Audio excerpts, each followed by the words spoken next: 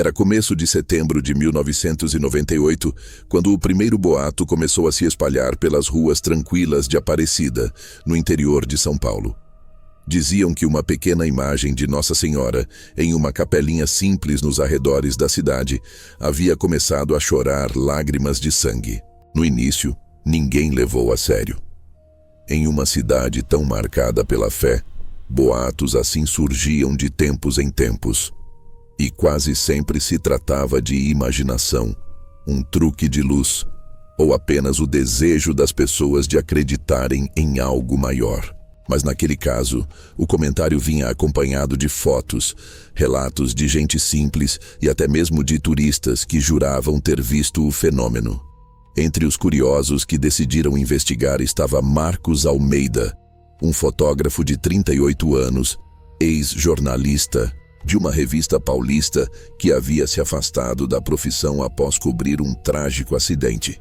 Desde então, ele vivia tentando recomeçar, buscando algum propósito para seguir em frente. Quando ouviu falar da santa que chorava sangue, viu ali não apenas uma pauta interessante, mas talvez uma oportunidade de se reconectar com algo que havia perdido: a fé. Marcos chegou à pequena capela ao entardecer. O local ficava afastado da basílica principal, numa rua de terra cercada por casas simples e silenciosas. O ar tinha o cheiro de cera e incenso queimado. Do lado de fora, um grupo de moradores rezava, baixinho, formando um pequeno círculo em volta da capelinha. Lá dentro, no altar improvisado, a imagem da santa, uma réplica antiga de Nossa Senhora Aparecida, de apenas 30 centímetros, estava coberta por pétalas de rosas e fitas coloridas. Mas o que realmente chamava a atenção eram as manchas escuras que escorriam do rosto da imagem, deslizando pelo manto azul até a base de madeira. Marcos se aproximou, ligou a câmera e começou a fotografar. O ambiente era pesado, quase opressivo, como se a própria atmosfera tivesse densidade. As pessoas sussurravam: "É sangue mesmo, milagre de Deus. Ela chora pelos pecados do mundo." Marcos tentou manter a calma profissional. Tirou uma amostra com um pequeno cotonete, guardando em um frasco que trazia no bolso. Não acreditava em milagres, mas algo o incomodava profundamente. O cheiro não era ferroso como o de sangue humano. Era diferente, levemente adocicado, quase como frutas em decomposição. Quando se virou para sair, uma senhora idosa o segurou pelo braço. Era a Dona Alzira, uma moradora antiga da região, com o rosto enrugado e olhar profundo. "O senhor devia tomar cuidado com o que está fazendo", ela disse, num tom calmo, mas firme. "Nem tudo que vem do céu é bênção. Às vezes, o que parece milagre é aviso." Marcos sorriu educadamente, mas a advertência ficou gravada na mente. Naquela noite, hospedado numa pequena pousada, começou a revisar as fotos. Em todas, a imagem da santa parecia diferente. Em algumas, o olhar dela parecia estar direcionado para ele. Em outras, as lágrimas escorrendo mudavam de posição, como se a estátua realmente chorasse. "Ilusão de ótica", pensou. "Luz refratada, nada mais." Mas à meia-noite, enquanto ouvia o som distante dos sinos da basílica, algo aconteceu. As luzes do quarto piscaram. O relógio digital travou nos números 00 e por um instante, Marcos jurou ter ouvido uma voz sussurrar atrás de si: "Você também chora, mas não por fé." Ele se virou rapidamente, mas não havia ninguém. Apenas o reflexo da santa no espelho do quarto, a mesma que ele havia fotografado horas antes, com uma fina gota vermelha descendo do olho direito. Marcos sentiu o corpo paralisar. A respiração ficou curta e um arrepio profundo percorreu-lhe a espinha. Ele piscou e a imagem desapareceu. Tentou se convencer de que era apenas o cansaço, uma mistura de fé alheia com sua própria mente inquieta. Mas algo dentro dele sabia que havia tocado em algo real, algo antigo, poderoso e fora de seu controle. No dia seguinte, voltou à capela. O local estava mais cheio e alguns fiéis diziam ter presenciado novos milagres. Uma mulher curada, uma criança falando depois de anos muda. Mas entre os sussurros começaram também os relatos de pesadelos. Pessoas que diziam ver a santa se mover à noite ou ouvir choro vindo de dentro da capela. Dona Alzira se aproximou novamente dele. "O senhor sente, não sente?" disse ela, sem tirar os olhos da imagem. "Ela não quer ser vista. O que o senhor tirou com essa câmera não era para ser mostrado." Marcos tentou argumentar, mas a mulher apenas o olhou com tristeza e murmurou: "Toda vez que ela chora, alguém morre." Sempre foi assim. Ele ficou em silêncio. A fé daquelas pessoas o comovia, mas também o assustava. Naquela noite, decidiu ir mais fundo. Se havia algo de sobrenatural ali, ele queria a verdade, o que quer que custasse. E assim, com o gravador ligado e a câmera pronta, Marcos se preparou para passar a madrugada na capela, sozinho, observando a imagem que chorava sangue. O que ele não sabia é que, ao tentar registrar um milagre, estava prestes a testemunhar um sacrifício. A noite seguinte chegou pesada, envolta num nevoeiro que descia lentamente dos morros e se espalhava pelas vielas de Aparecida. O ar cheirava a ferro e terra molhada. O som distante dos sinos do Santuário Nacional ecoava em intervalos, como se anunciassem algo que o mundo espiritual já sabia e que os vivos ainda temiam compreender. Padre Miguel não dormira bem. Sonhou com a imagem da santa abrindo os olhos e encarando-o com um olhar humano, um olhar triste que parecia implorar para que ele fosse embora. Quando acordou, o travesseiro estava encharcado de suor e na parede, uma sombra alongada parecia ter a forma de uma mulher ajoelhada. No refeitório da paróquia, ele encontrou o sacristão, Anselmo, um homem de mais de 60 anos que vivia no local desde jovem. O velho tinha o costume de acordar antes do sol para limpar o altar e preparar o incenso. Mas naquele dia, suas mãos tremiam tanto que mal conseguia segurar o rosário. "Padre, o senhor precisa ver uma coisa", disse ele com a voz embargada. Subiram juntos até a pequena capela onde estava a imagem. As janelas, trancadas desde o ocorrido, deixavam entrar apenas filetes de luz que desenhavam faixas douradas no chão de pedra. O cheiro de cera queimada e sangue seco misturava-se no ar. Quando Padre Miguel se aproximou, sentiu o mesmo arrepio gelado da primeira noite. A estátua permanecia de pé, intacta, mas algo havia mudado.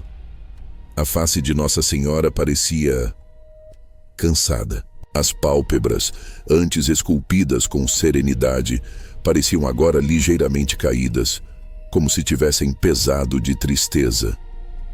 E nas pontas dos dedos, pequenas manchas avermelhadas brilhavam sob a luz. "O sangue voltou", murmurou Anselmo, ajoelhando-se. Padre Miguel respirou fundo e passou um lenço branco sobre a mão da imagem. Quando o retirou, o tecido estava marcado com o mesmo líquido escuro da noite anterior. "Isso não é possível", ele sussurrou, apertando o crucifixo no pescoço. "Tranque a capela novamente. Ninguém entra aqui sem minha permissão, mas o segredo não ficaria escondido por muito tempo." A notícia do milagre se espalhou rápido, como uma febre.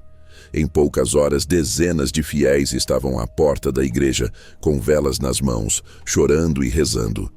Alguns gritavam que Nossa Senhora estava tentando alertar o povo, outros que o fim dos tempos estava próximo. E entre eles havia curiosos, repórteres, céticos e até charlatães que tentavam vender frascos com lágrimas milagrosas. Padre Miguel fez o possível para conter a multidão, mas a força da fé coletiva é como um rio em cheia, impossível de deter. À noite, enquanto todos dormiam, ele desceu sozinho até o depósito nos fundos da igreja. Abriu um armário, antigo, coberto de poeira. e retirou um caderno de capa de couro, onde estavam registradas antigas anotações dos padres que o antecederam. Folheou até encontrar uma página escrita com tinta desbotada. Ano de 1937. Uma imagem semelhante foi trazida de um vilarejo próximo. Após 3 noites, começou a verter sangue dos olhos e da boca. O pároco responsável enlouqueceu. A imagem foi retirada e nunca mais encontrada. Padre Miguel fechou o livro, o coração batendo forte. A mesma escultura, o mesmo fenômeno. Seria possível que a imagem que agora estava em Aparecida fosse a mesma desaparecida há quase 100 anos? A madrugada avançou. O padre acendeu uma vela e retornou à capela, decidido a investigar a imagem de perto. Encostou o ouvido no peito de gesso da santa e ouviu algo, um som abafado, ritmado, tum-tum, tum-tum, como um coração batendo. Ele deu um salto para trás, derrubando a vela que caiu e rolou até os pés da imagem. A chama tremulou e, por um instante, pareceu iluminar algo dentro da escultura, como se houvesse algo vivo ali dentro. Padre Miguel saiu cambaleando, o suor escorrendo pela fronte. Trancou a capela, jogou a chave no bolso e tentou rezar. Mas as palavras do Pai Nosso saíam trêmulas, entrecortadas por um medo primitivo, algo que ele não sentia desde criança. Nos dias seguintes, o fenômeno intensificou-se. O sangue não aparecia apenas nos olhos da imagem. Agora escorria também pela túnica esculpida, descendo em linhas finas até o pedestal. E o mais inquietante, o líquido era quente. Médicos locais coletaram amostras e confirmaram que se tratava de sangue humano. Mas o tipo sanguíneo era o mesmo de Padre Miguel. Numa noite chuvosa, o padre acordou com o som de passos no corredor. Olhou o relógio. 3:07. A chuva batia nas janelas com força e trovões faziam tremer os vitrais. Ele levantou-se, acendeu uma vela e abriu a porta do quarto. O corredor estava vazio, mas as pegadas úmidas no chão indicavam que alguém havia passado por ali. E seguiam em direção à capela. Cada passo que ele dava ecoava como se fosse dentro de um túmulo. Quando empurrou a porta da capela, a chama da vela quase se apagou, e então ele a viu. A imagem da santa não estava mais no pedestal. Estava de pé, no meio do corredor voltada para ele. Os olhos abertos brilhavam como se refletissem a luz de uma vela invisível. Do canto esquerdo da boca, um fio de sangue escorria lentamente até o queixo de gesso. O vestido branco estava manchado e as mãos estavam erguidas, em posição de bênção. Padre Miguel caiu de joelhos, sem conseguir respirar. Santa Mãe de Deus, balbuciou tremendo, mas a imagem deu um passo à frente. Não foi um som imaginado. As pedras antigas rangiam sob o peso do gesso. Outro passo e outro, até parar diante dele. A chama da vela oscilou e se apagou. No breu absoluto, uma voz feminina suave e triste ecoou na mente do padre. Eles me esqueceram. E agora eu choro por todos. O padre desmaiou. Ao amanhecer, o sacristão o encontrou caído no chão da capela, o rosto coberto de sangue. A imagem havia voltado ao pedestal, mas agora, ao redor dela, havia marcas vermelhas no chão, como pegadas humanas indo e voltando da porta. O bispo local foi chamado, e logo uma investigação eclesiástica teve início. Padres de várias regiões vieram observar o fenômeno. Uns diziam que era um milagre verdadeiro, outros que o diabo havia se infiltrado na fé do povo. Enquanto os religiosos discutiam, o povo crescia em número, lotando as ruas ao redor da paróquia. Todos queriam ver a santa que chorava sangue. Alguns afirmavam ter sido curados de doenças. Outros juravam ter visto a imagem se mover durante as orações. Mas Padre Miguel, ele não era mais o mesmo. Passava os dias em silêncio, com o olhar perdido. E às vezes, quando alguém mencionava a santa, ele sussurrava sem perceber. Ela está presa. Presa dentro da estátua. Naquela noite, antes de dormir, ele percebeu algo estranho no espelho do quarto. Seu reflexo estava diferente. Os olhos estavam úmidos, e quando ele passou a mão no rosto, sentiu o líquido quente escorrer, olhou a palma. sangue. Os dias seguintes foram uma mistura de fé e loucura.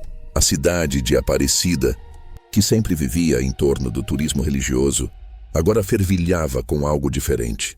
Uma histeria coletiva. Uma sede por tocar o inexplicável. Filas quilométricas se formavam em volta da pequena igreja onde estava a imagem. Pessoas vinham de outras cidades, até de outros estados. Uns choravam e rezavam. Outros vendiam velas e lembranças abençoadas com o sangue da santa. Padre Miguel tentava conter o caos, mas sua própria fé estava abalada. O que antes era certeza, a bondade divina, agora era um abismo de dúvidas. E o pior, ele começou a ouvir coisas. No silêncio da madrugada, uma voz feminina o chamava. Suave, quase maternal. Mas cada vez que ele a ouvia, o frio tomava dos pés à cabeça. Miguel, por que me deixas chorar sozinha? Miguel, eu também fui humana. Miguel, liberta-me. No início ele acreditou ser uma tentação, uma alucinação causada pelo medo e pela falta de sono. Mas, certa madrugada, ao abrir os olhos, viu a silhueta dela parada diante de sua cama. A imagem da santa. Não era sonho. A estátua imóvel, mas viva, olhava para ele com olhos de pura dor. E algo em seu peito se partiu. Ela parecia não pedir adoração, e sim socorro. Ele se levantou lentamente, ajoelhou-se e perguntou com voz trêmula: "O que você quer de mim?" A resposta veio como um sussurro que não veio dos lábios de gesso, mas de dentro de sua cabeça. "Quero descansar. A fé deles me aprisionou. O sangue não é meu." No dia seguinte, o bispo e uma equipe de especialistas vieram da arquidiocese para investigar. Trouxeram equipamentos, câmeras e até cientistas que analisariam o material das lágrimas. Enquanto isso, o padre observava de longe, cada vez mais inquieto. O que ele sentia não era santo. Era errado, era profano. Durante a análise, algo inusitado aconteceu. Uma das câmeras falhou. O gerador oscilou e por poucos segundos, todas as luzes se apagaram. Quando voltaram, a imagem estava virada para o fundo da capela. Ninguém havia tocado nela. Um dos técnicos jurou ter visto uma sombra feminina passando atrás do altar. Outros começaram a rezar. O ar ficou pesado, denso, quase irrespirável. Padre Miguel não aguentou. Subiu correndo até o sótão da igreja, onde guardava os documentos antigos, decidido a entender de onde aquela imagem viera. Depois de horas de busca, encontrou um registro antigo de doações da igreja, datado de 1936. Ali estava o nome: imagem trazida do interior de Minas Gerais. Doador: Irmão Arnaldo, Mosteiro de São Bento. E logo abaixo, uma observação: objeto rejeitado pelo convento por apresentar manifestações não naturais. Proibida a exposição pública. Miguel recuou, apavorado. A imagem tinha sido banida, mas quem a trouxera de volta? Foi quando ele ouviu passos no sótão. Virou-se, achando ser o sacristão, mas era ela, a santa, ali, parada entre as caixas e o pó, o rosto chorando sangue fresco. O vestido branco agora completamente manchado, e os olhos. Os olhos o fitavam com uma expressão humana, vívida, desesperada. "Eles me trancaram aqui por décadas", sussurrou uma voz em sua mente. "Mas agora eu acordei." Padre Miguel caiu de joelhos. "Em nome de Cristo, quem é você?" E então ela respondeu, em um tom que misturava choro e raiva: "Eu fui mulher, fui mãe, fui morta injustamente. E fizeram de mim um símbolo, cobriram meu corpo de gesso e me deram outro nome." O chão pareceu tremer. A vela que ele segurava se apagou. O ar ficou gelado. E uma sensação de pavor absoluto tomou conta do padre. "Agora, Miguel, você vai carregar meu sofrimento." Ela ergueu o braço lentamente e o tocou no peito. O toque era frio como pedra, mas queimava como fogo. Padre Miguel gritou. O sangue começou a escorrer de seus olhos e ele desmaiou de novo. Quando acordou, estava no hospital. O bispo e 2 padres o observavam em silêncio. Um deles explicou: "Encontramos o senhor inconsciente no chão do sótão. A imagem desapareceu. Desapareceu. Ninguém soube dizer para onde." Alguns fiéis afirmaram tê-la visto andando pelas ruas da cidade naquela noite. Outros, que ela havia sido levada por um grupo de monges misteriosos, mas ninguém conseguiu provar nada. Padre Miguel ficou internado por 2 semanas. Durante esse tempo, não falou com ninguém. Mas todos os dias, à mesma hora, 3 da manhã, ele começava a chorar. Lágrimas vermelhas. Meses se passaram, a comoção diminuiu. Aparecida voltou a ser a mesma cidade calma e religiosa de antes, ao menos por fora. Padre Miguel pediu afastamento e foi morar num mosteiro isolado no interior de São Paulo. Os monges o receberam em silêncio. Ninguém fazia perguntas, mas à noite, alguns ouviam o padre rezando em voz alta pedindo perdão, chorando e murmurando o nome Maria de Nazaré, como se fosse um mantra de desespero. Um dia, um noviço curioso entrou no quarto dele e encontrou um caderno sobre a mesa. As páginas estavam cobertas de anotações perturbadoras. Trechos de orações misturavam-se com frases desconexas. Ela não é a santa. O sangue é a lembrança. A fé alimenta o sofrimento. Eu a libertei, mas ela ainda me segue. E na última página, uma frase escrita com o que parecia ser sangue seco. Quando ouvirem o sino tocar sem vento, saibam que ela voltou. Naquela mesma noite, o sino do mosteiro tocou 3 vezes. Não havia vento, nem ninguém na torre. Dias depois, um grupo de freiras que fazia peregrinação até Aparecida relatou ter visto uma mulher vestida de branco parada no adro do Santuário Nacional, em silêncio, olhando para o céu. Diziam que seus olhos brilhavam vermelhos sob o sol. Quando uma delas se aproximou, a mulher sorriu, um sorriso triste, e desapareceu, deixando um rastro de sangue fresco no chão. As freiras acharam que era um delírio coletivo, mas as câmeras de segurança do local mostraram algo. Uma figura de branco, imóvel, exatamente onde elas disseram. O arquivo foi guardado e nunca liberado ao público. Padre Miguel morreu 2 meses depois, durante uma missa solitária no mosteiro. Foi encontrado de joelhos diante de um crucifixo, com o rosto sereno e com 2 lágrimas vermelhas escorrendo dos olhos. No dia de seu enterro, os sinos da Basílica de Aparecida tocaram sozinhos, ecoando por toda a cidade. Os fiéis acharam que era homenagem, mas os monges sabiam. Era aviso. Hoje, dizem que a imagem original ainda existe. Alguns juram tê-la visto nas mãos de colecionadores religiosos. Outros afirmam que ela reaparece de tempos em tempos, sempre onde há fé demais, ou pecado demais, e onde quer que ela surja, o mesmo fenômeno se repete, lágrimas de sangue escorrendo pelo rosto da santa, mas o mais assustador é o testemunho de quem jura ter visto seus olhos se moverem. O olhar não é de dor, nem de compaixão, é de vingança. Eles me fizeram santa, mas eu continuo humana e sangro por todos.